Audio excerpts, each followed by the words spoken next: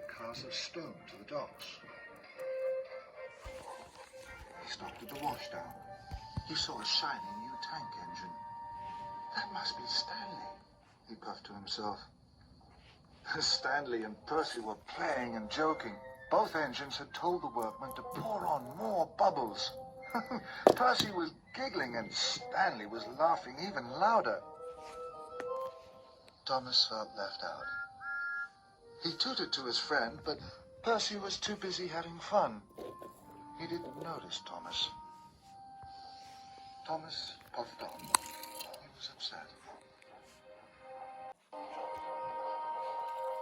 Later, Thomas stopped at a junction. Gordon was waiting.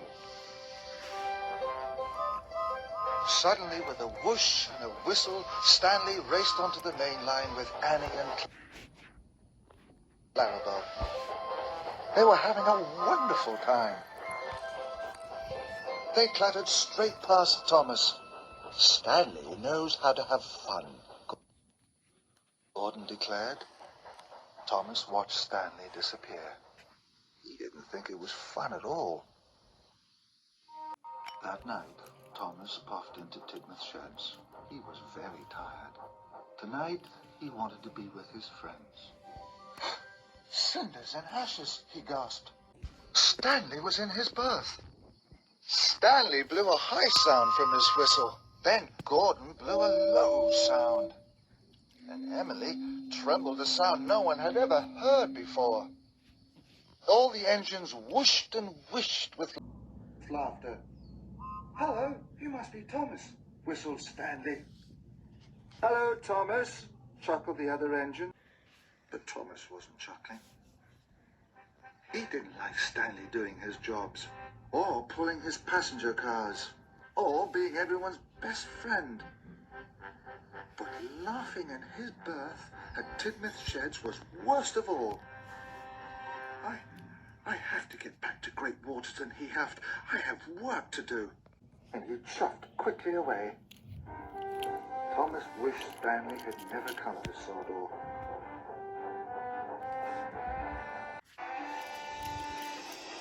The next day, Thomas was extra busy. He wanted everyone to see he was better than Stanley. Thomas collected Jack. "I need you all to work harder than you've ever worked," he tutored to Jack. "Don't worry, Thomas. Alfie, Ned, and Oliver are the best, and Monty and Max are dumping such heavy loads they're getting dizzy." Thomas smiled. He liked being in charge. Thomas wanted to show everyone he could do everything. Next, he was pulling some heavy freight cars. Then there was trouble. Thomas was puffing too fast round the bend. He toppled off the track. His load crashed down the bank. "Oh no," cried Thomas. Luckily, no one was hurt. Sir Topham Hatt arrived with Edward. He was cross. "Thomas, you must go to the repair yard." Thomas didn't want to go to the repair yard. He wanted to stay in charge. "Stanley will take your place in charge of the work at Great Waterton," added Sir Topham Hatt. This was the worst news ever for Thomas. He was so upset. Slowly, Edward puffed away from Great Waterton.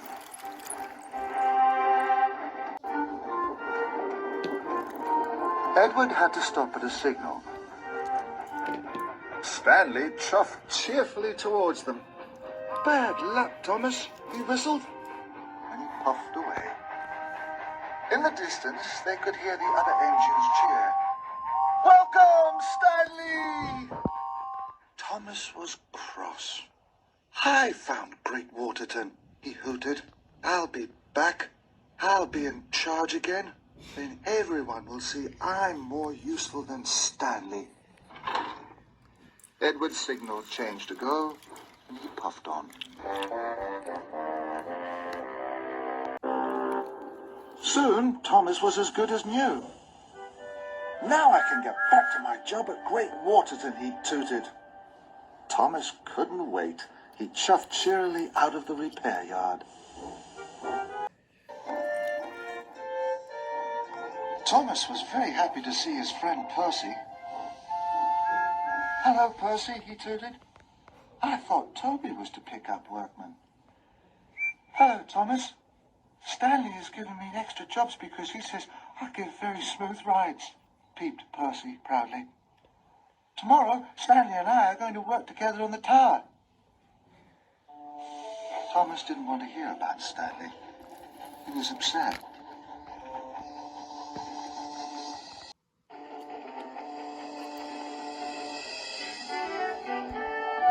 Next, Thomas found Jack, Monty and Max.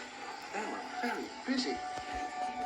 "Come on, Monty and Max, let's make Stanley proud," Jack cried. "He's asked us to fill in 3 holes and we've only filled in 1. "Hello," tooted Thomas. But Jack, Monty and Max were too busy to notice him. Thomas was even more upset. He felt as if he didn't matter at all. He puffed sadly away. But Thomas forgot all about feeling sad when he chuffed into Great Waterton Station. It was starting to look as it must have done long ago. "Bubbling boilers," he cried. "This is very exciting." Then Thomas saw Stanley. He was with Sir Topham Hatt. Sir Topham Hatt saw Thomas. "Come here," he boomed. "Hello, Thomas," steamed Stanley. Thomas tooted back, but very quietly. "Stanley has done a good job. Work is moving fast," Sir Topham Hatt declared. "So I have decided," he added, "that Stanley will stay in charge and you will help him." Thomas's funnel flattened. Stanley was to stay in charge? Thomas had lost the most important job of all, the job he wanted more than anything else. That afternoon, Stanley asked Thomas to shunt some freight cars. "You're the best shunter ever, Thomas," Stanley chuffed cheerily. "I will be back for the freight cars very soon." Thomas was very good at shunting freight cars. And he also really liked shunting freight cars. But he didn't really like Stanley telling him what to do. Thomas chuffed unhappily to the freight cars. He wanted things back the way they were, before Stanley had arrived on the island.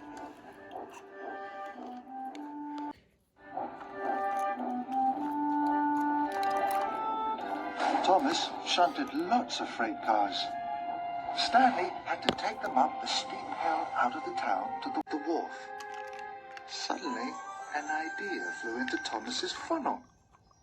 "If I shunt an extra long line of freight cars, Stanley will never be able to pull them," he puffed to himself. "Everyone will see he's not so strong after all. Then I will be in charge again." Soon, the cars were ready. They were very, very heavy. Stanley chuffed back. "My, that's a long train," he puffed. "Not for a strong engine like you," tooted Thomas. But Thomas knew it was too long and too heavy.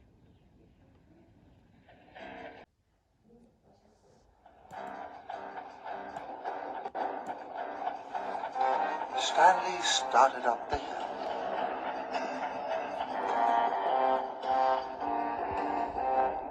It was very steep. Stanley was doing his best. Stanley was using all his huff and all his puff. The trucks clanked, creaked. The train was far too heavy. Stanley's wheels spun and slid. Suddenly, the coupling snapped, and Stanley's truck rolled away. Faster and faster. The engines got as Stanley's train came racing down the hill. It smashed into the tower.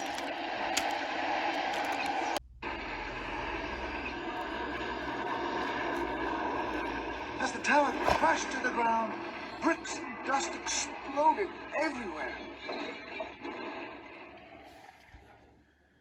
All the hard work was wasted.